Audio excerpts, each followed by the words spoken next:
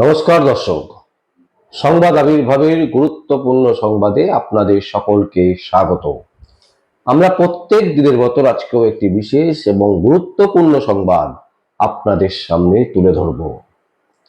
দর্শক, প্রদেশ কংগ্রেস, রাজ্যের প্রদেশ কংগ্রেস তারা এখনো পর্যন্ত যদি আমরা দেখি যে রাজ্যের যে বিধানসভা নির্বাচন অনুষ্ঠিত হতে চলেছে, সেই নির্বাচনে 294টি প্রার্থী ঘোষণা করার কথা ছিল তাদের, কিন্তু এখনো পর্যন্ত তারা কিন্তু কোনো প্রার্থী ঘোষণা করেনি।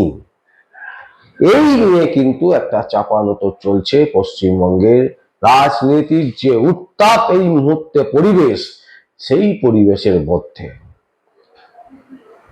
বিরোধীরা, যারা কংগ্রেস বিরোধী, তারা পরিষ্কার বলছেন যে 294টি আসনে প্রার্থী দেওয়ার লোক নেই কংগ্রেসের। জাতীয় কংগ্রেসের এখন বর্তমান যে পরিস্থিতি রাজ্যে, তাতে তাদের লোক দেওয়ার মতন যে ক্যান্ডিডেট, সেই ক্যান্ডিডেট নেই, যার ফলে তারা প্রার্থী ঘোষণা করতে পারছেন না। কিন্তু আমরা যদি দেখি অন্যদিকে, মোটামুটি করে যদি দেখি, তৃণমূল কংগ্রেস সবকটা সিট মোটামুটি দিয়ে দিয়েছেন, বিজেপি মোটামুটি 3বারে সমস্তটাই কভার করে দিয়েছেন, সিপিআইএম এবং তাদের যে জোট সঙ্গী যারা আছে তারাও মোটামুটি প্রচুর আসনে অলরেডি প্রার্থী ঘোষণা করে দিয়েছেন। একমাত্র রাজ্যে যদি আমরা দেখি, তাহলে কিন্তু এখনো পর্যন্ত কংগ্রেস কোনো প্রার্থী ঘোষণা করেননি। তাহলে প্রশ্ন হচ্ছে, বিরোধীরা যেটা বলছে সেটা কি ঠিক, নাকি অন্য কোনো কারণ আছে, নাকি অন্য কোনো যুক্তি আছে, নাকি অন্য কোনো লজিক আছে যে সেটা যেটা চাইছে কংগ্রেস, সেই জিনিসটা যতক্ষণ না পর্যন্ত হবে ততক্ষণ পর্যন্ত তারা প্রার্থী ঘোষণা করবে না। বিরোধী বলতে সব থেকে বেশি আক্রমণাত্মক ভাবে ভাষায় কথা বলছে সেটা হচ্ছে বিজেপির কর্মীরা, বিজেপির নেতা নেত্রীরা। তারা বলছে যে কংগ্রেসের এই রাজ্যে কোনো অস্তিত্ব নেই এবং কংগ্রেসের হয়ে ভোটে দাঁড়াবে সেই দাঁড়াবার মতো ক্যান্ডিডেট পর্যন্ত তারা পাচ্ছে না, যার ফলে তারা এখনো পর্যন্ত রাজ্য নির্বাচনের প্রার্থী ঘোষণা করতে পারেনি। আবার অন্যদিকে যদি আমরা দেখি, কংগ্রেস কিন্তু একেবারে স্পষ্টত দাবি করছেন 294টির অনেক বেশি আসন প্রার্থী দেওয়ার মতো লোক তাদের আছে। তারা যে কারণে প্রার্থী দিচ্ছে না সেটা কিন্তু এই মুহূর্তে বাংলার ক্ষেত্রে ভীষণ ভীষণভাবে গুরুত্বপূর্ণ বিষয়। সেটা হচ্ছে কি, যে এই যে 60 লক্ষ বিচারাধীন যে নামের তালিকা এখনো পর্যন্ত সঠিকভাবে প্রকাশ করতে পারছে না নির্বাচন কমিশন, যার ফলে তারা মনে করছে যে এইভাবে যদি ভোট করাতে চায় নির্বাচন কমিশন, তাহলে সেটা কিন্তু অন্যায় হবে। এবং শুধু তাই নয়, নির্বাচন প্রক্রিয়ার যে ভারতবর্ষে গণতন্ত্র রাষ্ট্রের একটা বড় স্তম্ভ, সেটাকেও ভেঙে ফেলার চক্রান্ত করছে নির্বাচন কমিশন এবং বিজেপি সেই দিকেই কিন্তু নিয়ে যাচ্ছে, যার ফলে এই 60 লক্ষ বিচারাধীন যে নাম আছে সেই নামের তালিকা প্রকাশ করতে পারছে না। মমতা ব্যানার্জি প্রতিবাদ করছেন, কিন্তু মমতা ব্যানার্জি সব দিক থেকে কিন্তু গেম খেলছেন। তার প্রার্থী তালিকা ঘোষণা হয়ে গেছে, তিনি প্রথমে বলেছিলেন তিনি এসআইআর করতে দেবেন না পশ্চিমবঙ্গে। সেখানে দেখা গেল এসআইআর যখন শুরু হলো, তিনি প্রথমে চলে গেলেন, সেখানে ফর্ম ফিল আপ করে জমা করে দিলেন, তার দলের লোকজন জমা করে দিলেন। তো রাজ্যে তৃণমূল কংগ্রেসের যে অবস্থান সেটা রাজ্যের মানুষ বুঝে গেছে, কিন্তু কংগ্রেস যে অবস্থান নিয়েছে সেটা কিন্তু ভীষণভাবে গুরুত্বপূর্ণ। এই নির্বাচনে মানে 2026-এর বিধানসভায় কতটা প্রাসঙ্গিক হবে কংগ্রেস এটা বোঝা যাচ্ছে না এই মুহূর্তে, কিন্তু আগামী নির্বাচনে 2026-এর পরে যে নির্বাচনগুলো আসবে, সেই নির্বাচনগুলোতে কিন্তু কংগ্রেস একটা বিরাট ভূমিকা পালন করবে, এটা কিন্তু স্পষ্ট। এবং তারই বীজ কিন্তু বলা হচ্ছে এই 2026-এ পশ্চিমবঙ্গের বিধানসভা নির্বাচনের প্রাককালে। এখনো পর্যন্ত প্রার্থী তালিকা ঘোষণা করা হয়নি কংগ্রেসের পক্ষ থেকে, অথচ আমরা যদি দেখি সমস্ত দল প্রার্থী ঘোষণা করে দিয়েছে এবং যেখানে ভোট একেবারে শিওরে দরজার সামনে দাঁড়িয়ে করা যাচ্ছে, তারপরেও কিন্তু প্রদেশ কংগ্রেসের সভাপতি শুভঙ্কর সরকারের নেতৃত্বে যে কংগ্রেস এখন বর্তমানে রাজ্যটাকে পরিচালনা করছে, রাজ্য কংগ্রেসকে যারা পরিচালনা করছে, তারা কিন্তু একেবারে ডিটারমাইন্ড, মানে মাথাকে একেবারে স্থির করে নিয়েছে যে এটা করলে এটা করব, এটা করলে এটা করব, এটা না করলে এটা করব না। তাদের একটাই দাবি যে সমস্ত ভোটারে, সঠিক ভোটার যারা আছে তাদের নাম বাদ দেওয়া যাবে না, তাদের নাম রাখতে হবে এবং সুষ্ঠুভাবে নির্বাচন পরিচালনা করতে হবে নির্বাচন কমিশনকে।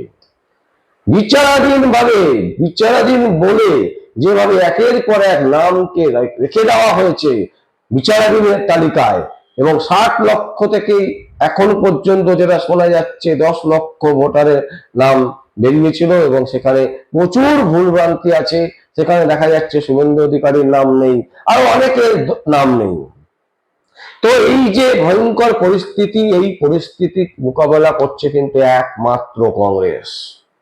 কংগ্রেস কিন্তু ইচ্ছে করলে প্রার্থী তালিকা ঘোষণা করতে পারত, কিন্তু তারা প্রার্থী তালিকা ঘোষণা করেননি এখনো পর্যন্ত। তার একটাই কারণ যে যতক্ষণ পর্যন্ত না ভোটার লিস্ট সম্পূর্ণ তালিকা ঘোষণা হচ্ছে ততক্ষণ পর্যন্ত কিন্তু তারা প্রার্থী তালিকা প্রকাশ করবে না, এবং এটাই তাদের এজেন্ডা।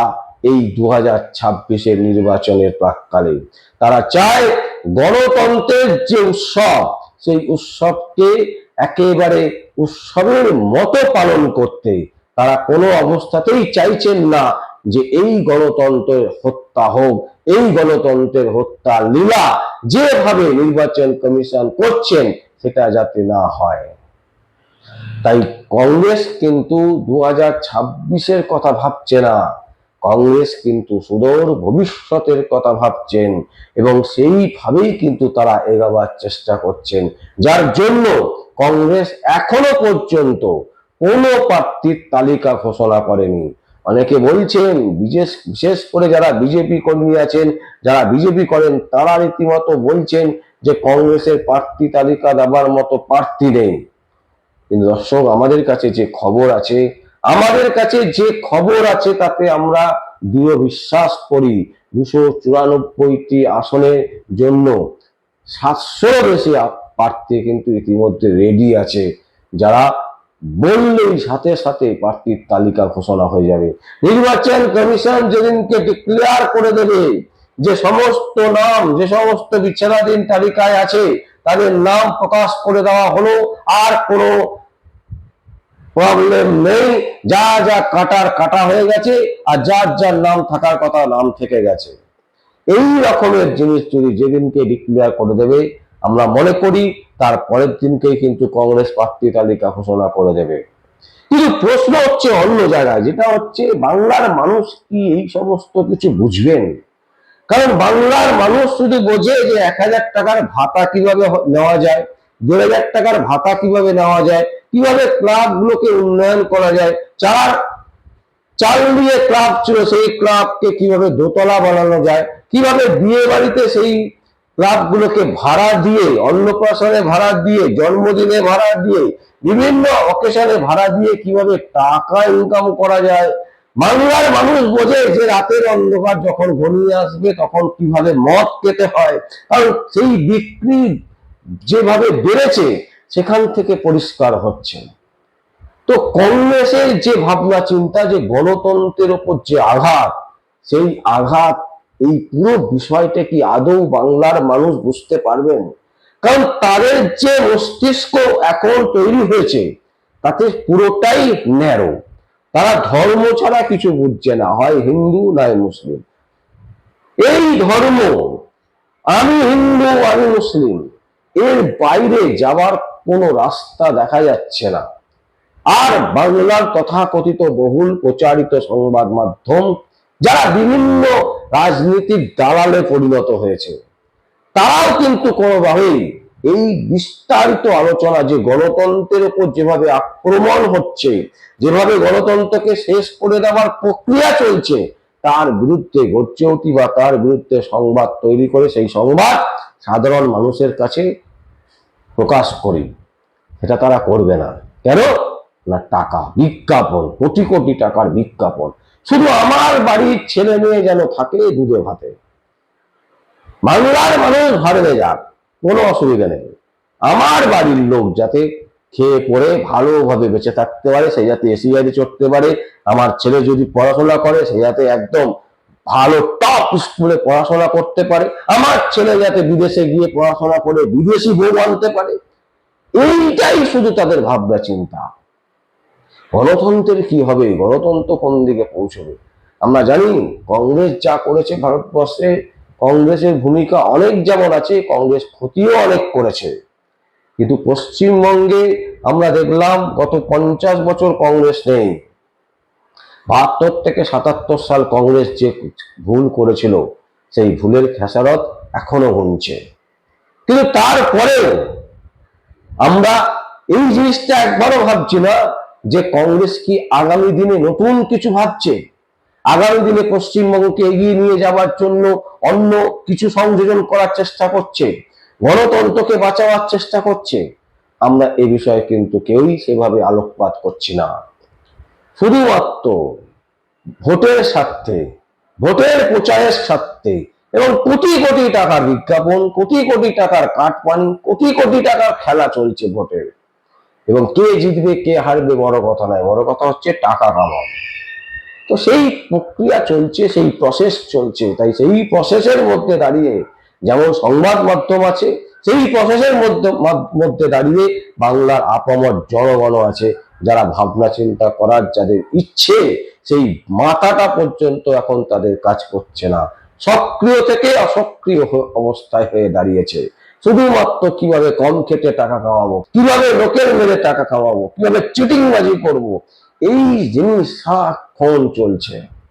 তো এই পরিস্থিতিতে দাঁড়িয়ে কংগ্রেসের যে ভাবনা চিন্তা, সেই ভাবনা চিন্তাকে অবশ্যই আমরা স্যালুট করছি, কিন্তু সেই ভাবনা চিন্তা আদৌ বাংলার মানুষ বুঝবে? প্রশ্ন কিন্তু সেখানেই।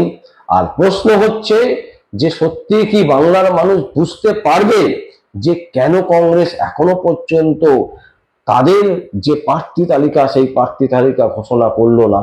কেন তারা ওয়েট করছে? কেন তারা সাধারণ মানুষের নাম যাতে নথিভুক্ত হয় তার জন্য লড়াই করছে, প্রকৃত লড়াই করছে, যে কারণে তারা এখনো প্রার্থী তালিকা ঘোষণা করলো না?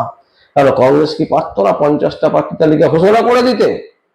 সেই দাম কি কংগ্রেসের নেই? যারা ভাবছেন এটা তারা ভুল ভাবছেন, মূর্খের স্বর্গে বাস করছেন।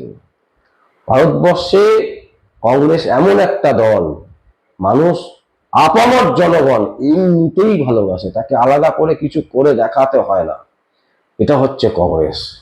তো সেই কংগ্রেস যে জিনিসটা বোঝাবার চেষ্টা করছে বাংলার মানুষকে, বাংলার মানুষ কতটা বুঝবে আমাদের জানা নেই, এবং তার এফেক্ট আমরা কতটা পাবো সেটাও আমাদের কাছে এই মুহূর্তে ক্লিয়ার নয়। তাই আগামী দিনে অবশ্যই আমরা কংগ্রেসের যে চিন্তা ভাবনা, সেই চিন্তা ভাবনা কংগ্রেস কতটা সাধারণ মানুষের কাছে নিয়ে যেতে পারে, সাধারণ মানুষ মানে সাধারণ মূর্খ মানুষের কাছে নিয়ে যেতে পারে, সেটাই কিন্তু এখন বড় চ্যালেঞ্জ। দর্শক, আমরা এই সংবাদ আপনাদের সামনে তুলে ধরলাম। যদি আপনাদের কোনো বক্তব্য থাকে, কোনো কমেন্টস থাকে, অবশ্যই আপনারা কমেন্ট বক্সে কমেন্ট করবেন। আর দেখতে থাকুন পরবর্তী সংবাদ, সংবাদ আবির্ভাবে। আমার নাম বিশ্বজিৎ পাল, সংবাদ আবির্ভাবের জন্য।